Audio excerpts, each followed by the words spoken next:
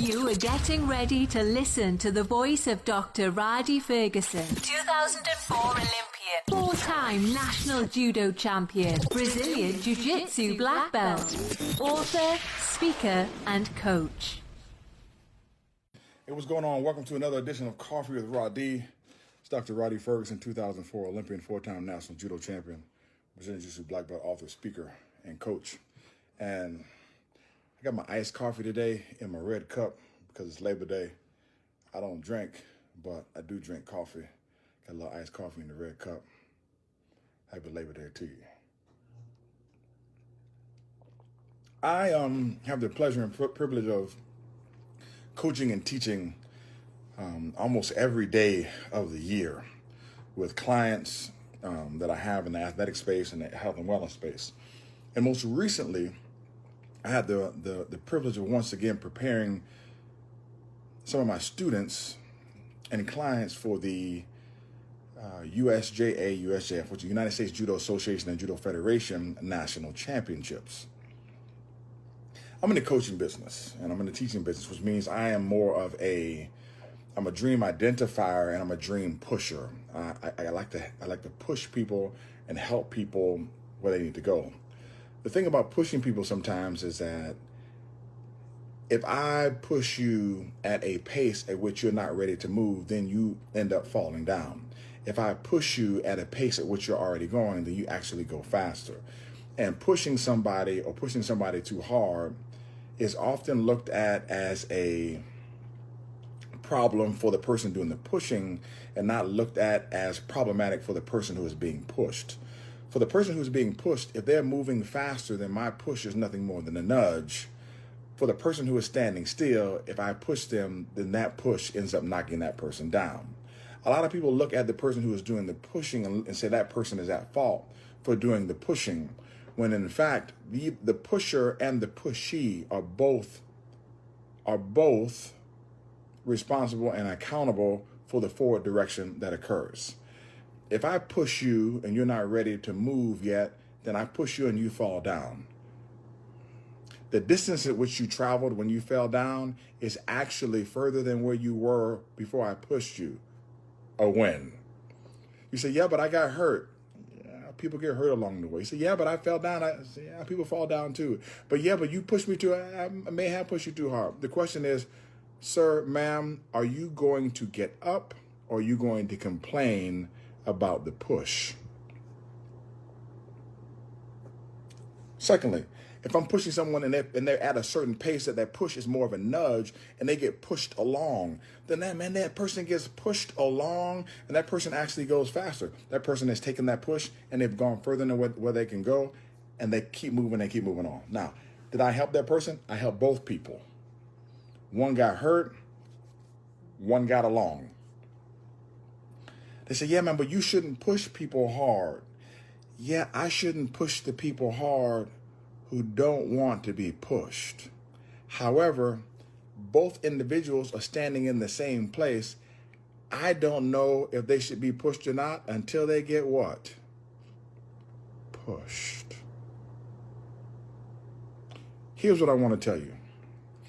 I have parents in my dojo. I have parents of clients that I've pushed. And I have watched over the years. I've been coaching. I had my first coaching job at the University of Maryland as a volunteer strength and conditioning coach in the year of 2001. Was it 2000? Yeah, in the year of 2001. And it is now 2021. I've been coaching for 20 years. I coach on the university level. I've coached on the world class level. I've been the head coach with Bahamas Judo Federation. I coach on the grassroots level inside of my dojo since 2013. I've taught inside of the classroom. I did my student teaching algebra and pre-algebra, 7th and 8th graders. I've taught at the university level, kinesiology, exercise science, nutrition. I've coached across the board. So when I have parents come into my dojo and they want to provide me of the input for a child that they've been parenting for 7 years about how they need to be coached, I do listen. I listen. And I discard. I listen and I digest. Sometimes I pretend to listen. Here's what I know. Parents who are parenting are really, really good parents, and I applaud them on their parenting. And I even tell them, I say, you're good parents, or you are a good parent. You're a great parent.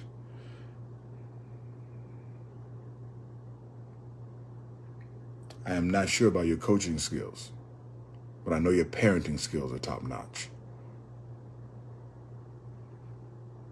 I had one parent ask me, do you think that was the right way to handle that situation with my son? I said, ma'am, no, I don't think that was the right way to handle that situation with your son. I know it was. Now the question is, are you able to piggyback off of what I've done and to reinforce it so that we get the right behavioral change so that we can get what we need out of your son? Because the juice is inside of the fruit.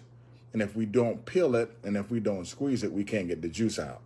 But if we hit it too hard, we bruise it and the fruit is no good. She said, well, how do you know when you're bruising and when you're squeezing? I said, you know that because as you go through the process of cutting and squeezing fruit, you will have bruised some. I said, and over the years, I have bruised some. I said, but I've been doing this for 20 years, ma'am. And I bruise less than I bruise now, but some do get bruised because stuff happens. When they take all that fruit to the store, the fruit that's inside the store is the fruit that didn't get bruised. Some of it gets bruised. It happens. No fruit wants to be the one that got bruised. Happens. Then we cut some, we peel some, we squeeze some, and then we get the juice out. In that process of getting the juice out, some get cut, some get peeled, some get bruised. But if we don't do that, we get no juice at all.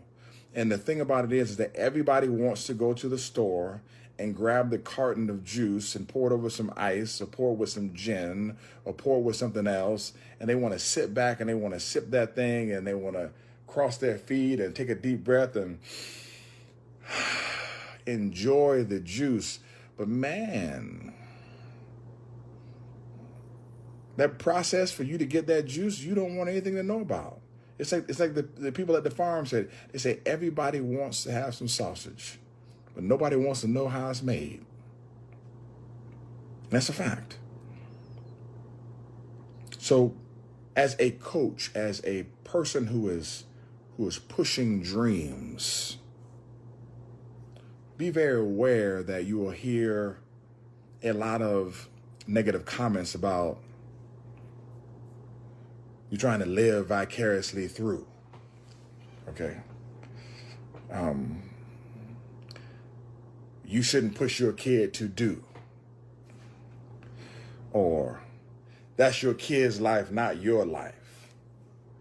Or everybody needs to make their own decision. Like, these are things that losers say, okay?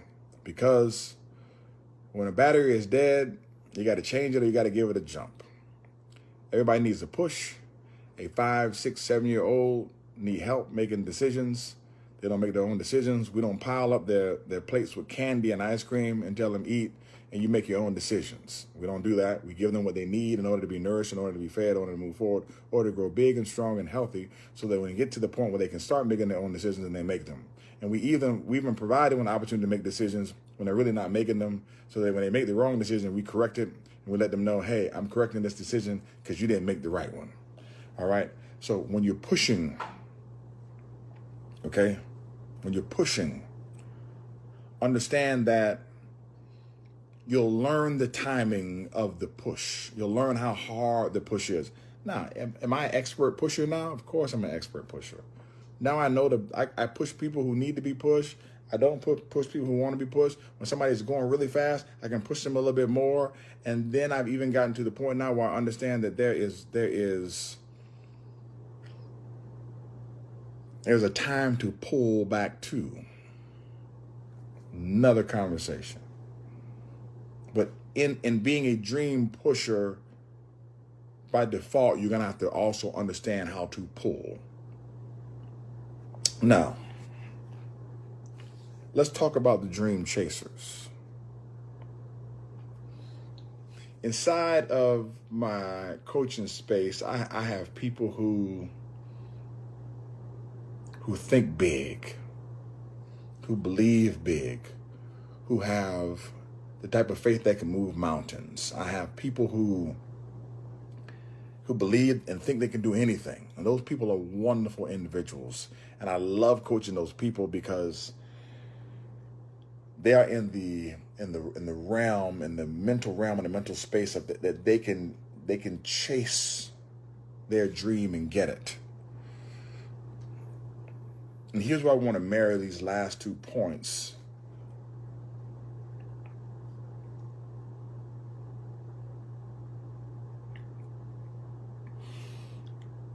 I see so many people who are expert dream chasers.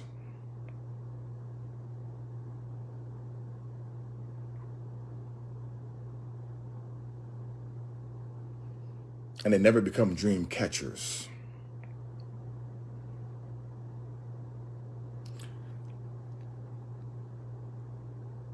It's cool, and it's even honorable to chase dreams and to chase your dream. But the purpose of chasing your dream is to catch it. But here's what I know. Most people who are chasing their dreams can't catch it because they're lacking a push.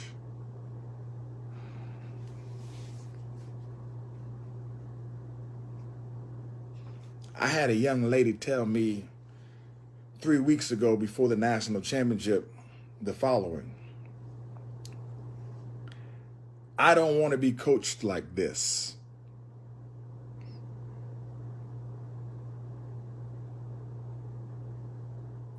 I also had the same young lady tell me this weekend after winning the national championships, thank you so much for coaching me. Here's what I know. Nobody likes to be pushed when they're being pushed. Everybody likes where they are after they've been pushed. Even the people who have been pushed down, they're further along than where they were in the beginning. They just didn't like the way that they were pushed. It's like when people tell me, I don't mind what you said, I didn't like the tone. I don't care if you like the tone or not. If you're going to let the tone stop you from getting your dream, that's on you. It's not on me. As my mom and dad used to tell me, you telling people, listen, I don't care what you say. I don't care how you say it. As long as you tell me what I need and give me what I need when I need it. So and she said it like this, and the teacher said, she said, well, was it right? I said, yeah, but I don't like. She said, did she tell you what to do? I said, yeah. She said, then just do it then. She said, you do what she said do, and then you talk about what it is you want to talk about after you finish doing what she told you to do. And my mom and dad used to do the same thing with me. They'll tell me to do something, I don't like it. I had to understand, I might not like it, but I'm going to do what they told me to do first. And when I finish doing what they told me to do, then we'll go back and talk about it. Because guess what? After I do what they told me to do, I might feel totally different about it, especially after I've caught the dream.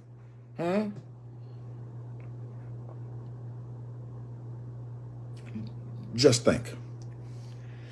There are people who you can't even see, who have been sent to push you. Because sometimes you don't know what it is that you need to know, and you don't have what it is that you need to have, but there's people on the periphery, or there's people that God has set up for you to push you and to nudge you into places and spaces that you don't want to go. You feel uncomfortable. You don't want to go. And they're sitting back waiting for the time to push you. And if you don't provide the timing for them to push you, then what they will do is they will push you anyway because you need the push.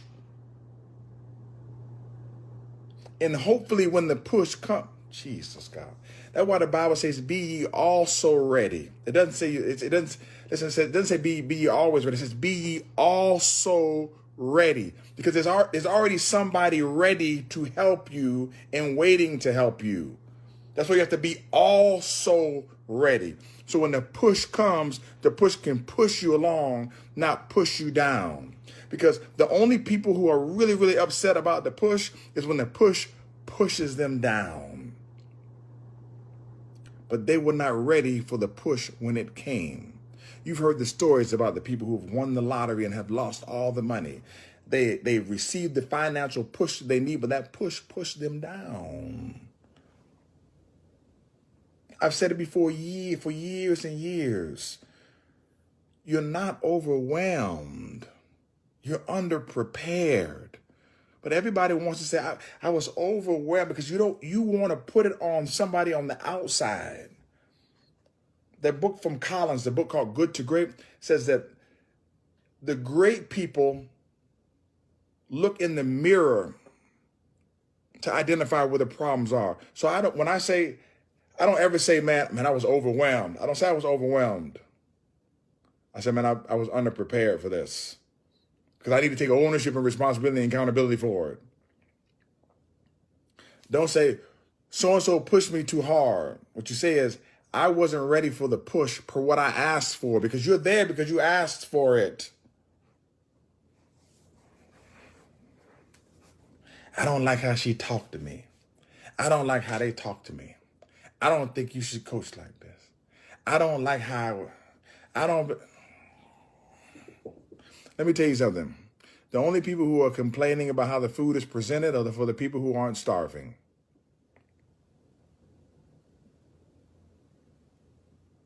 As Les Brown used to say, you're not hungry. So let me tell you something. When you're hungry, I'm not saying it's right. When you're hungry, that food could drop on the floor. The person could throw the food at you. The person could put it on a plate. They can put it on the top of a garbage can, They can listen, when you're hungry, boy, you're going to eat when you're hungry. Hear what I say. Many of you are not in a situation where you have been hungry enough. That dream is a nice thing to do. That dream is not an all-encompassing and all-consuming thing that you need to do. I just got off the phone with my son, Rufus. That's why I was a little late on this Facebook Live. I just got off the phone with my son, Rufus. I said, Rufus, man. I said, what offense is the team you playing this weekend run?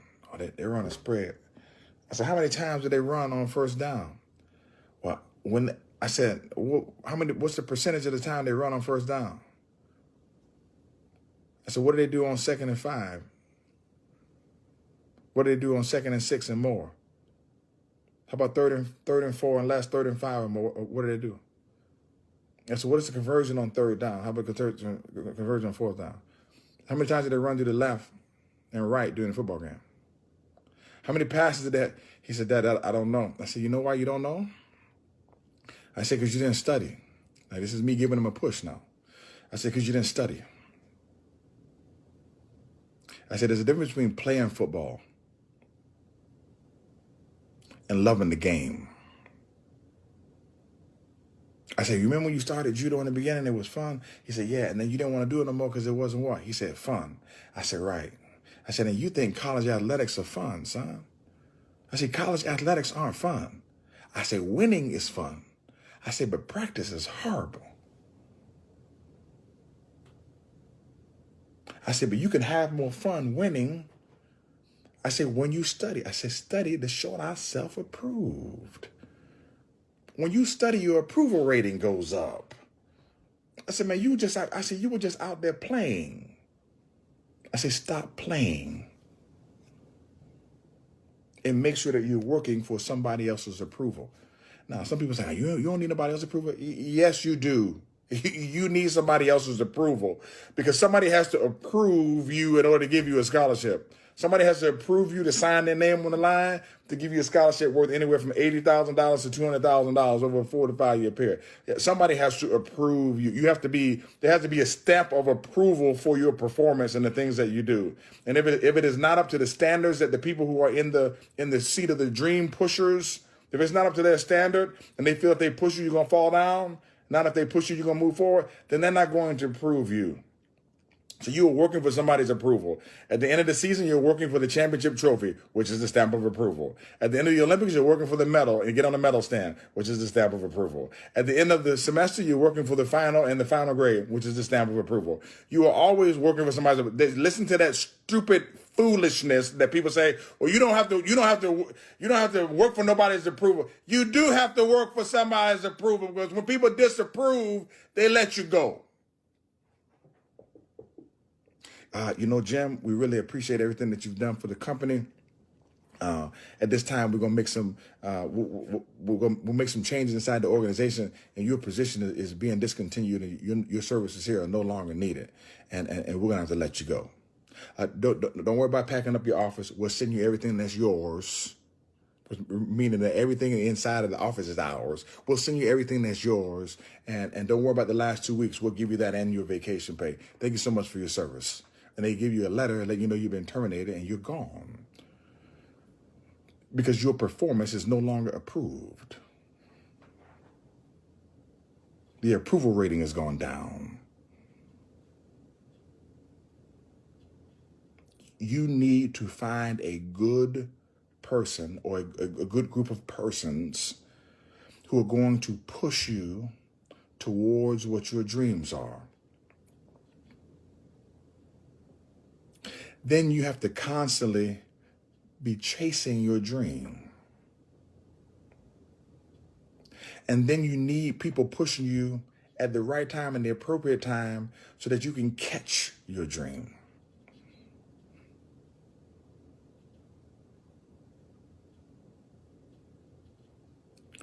The biggest question that people have is, well, I don't know what my dream is. I don't know what my dreams are. You do know what your dreams are. You just don't want to say it. Some of y'all dream to be married with kids. Some of y'all dreaming to be alone. Some of y'all dreaming to be divorced. Some of y'all dreaming that somebody would die. Some of y'all dreaming that somebody would live. Some of y'all are dreaming that you could be rich. Some of y'all are dreaming to be the CEO of the company.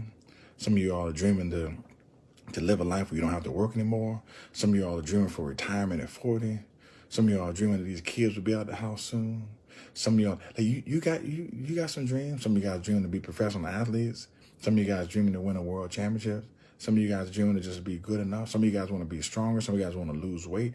You all have dreams. The issue or the problem is that many of you have been dream chasing, and the chasing has superseded the catching, and you don't think that you can catch anymore. So because you haven't caught in a long time, you stop chasing. And every push that comes along in your life ends up knocking you down. And you think that life keeps knocking you down and knocking you down and knocking you down and knocking you down. And then you start feeling overwhelmed. You're not overwhelmed, you're underprepared.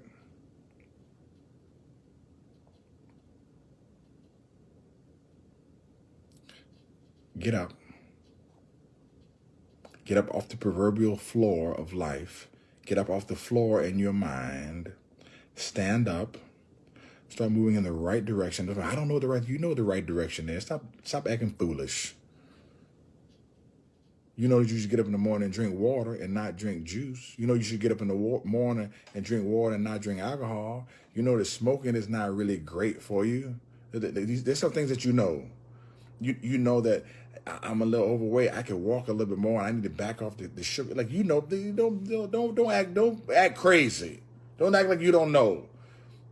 Don't act like you don't know. There's some things you do know, and if you start moving in the right direction, then the push that you get will be better. You know you're not reading enough books. How many books have you read this year? You know you're not reading enough, so start reading more books. Add more knowledge. Start reading more. Then you get a push in the right direction. I met some young lady this weekend, and I told her 3 times the name of a book. First 2 times she forgot. I told her the third time. The next time I walked by, I said, "Did you buy the book yet?" She says, "No, I didn't. I had some more stuff to give her, but I'm not giving it to her." She actually missed out on the push. Because as old as I am now, at 46, I know I can't keep pushing anymore. Because when I push, my own battery goes down. So now I'm looking around at who I would like to push.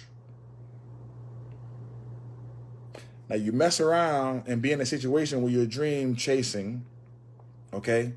And you haven't caught the dream, all right? But you're not chasing the way that you need to, and somebody who can push you will move and push somebody else. Put yourself in the right position, put yourself in the right posture.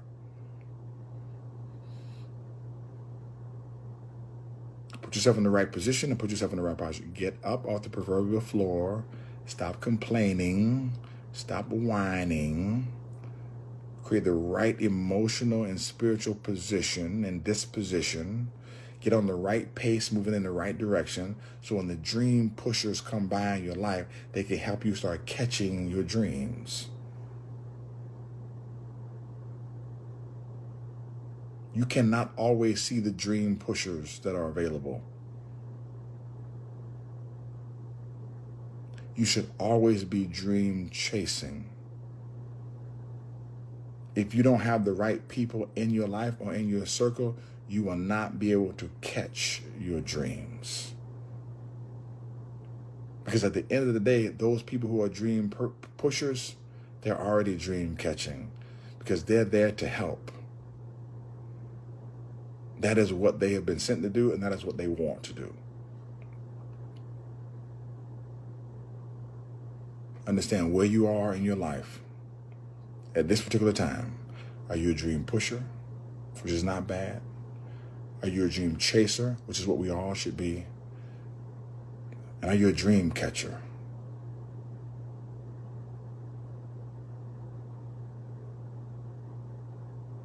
All of them require one thing.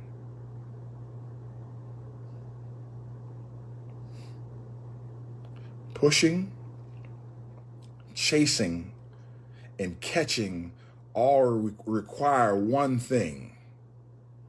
That one thing is movement. I think Robert Ringer wrote the book a couple years ago, Nothing Happens Until Something Moves. Nothing happens until something moves. Now understand this. Psalm 46:10 says, "Be still and know that I am God." Just be still. Now, are there times when you do not need to move? Yes. There are times when you need to be still in the physical while the movement happens in the Jesus God. While the movement happens in the spiritual realm. Is it still active? Yes. The act of knowing something is still activity, but it's happening in the spiritual realm. Be still physically. Still yourself. Quiet yourself. Be still and know. Put yourself in the position of knowing that I am God, who can help you identify the dreams, so that when the dream is identified, then the resources will come. The Lord is my shepherd, I shall not want, which means I shall not lack anything. So that the dream pushers will come while you're dream chasing and moving yourself in the right direction, because the steps of a good man are ordered by the Lord. And then you can catch the dream. I can do all things through Christ who strengthens me. See, all these things are all lined up already. Whether you believe or you don't believe, that's not my deal. What I'm telling you is that the things that are in the universe and the principles that are in the universe, they're for everybody to excel and to live a life that is exceedingly abundantly. Here's what I'm telling you. There's time to be quiet, to identify the dream. Once the dream is identified, start moving yourself in the appropriate directions. Begin to dream chase. The dream pushers, they will manifest themselves. They will find this, and they will actually find you, because as you're moving in the right direction, they want to help. It will still require some investment from you at times as you're chasing. Get the right push from the right people and start catching your dreams. Man, this is Dr. Ferguson. Remember, I love you, but God loves you best. Take care. Have a fantastic Labor Day. If you have any questions, feel free to drop a comment And feel free to hit me on a direct message if you need to, if you need me to address something on Coffee with Rhadi. Take care. Have a super fantastic day. Remember, I love you, but God loves you best.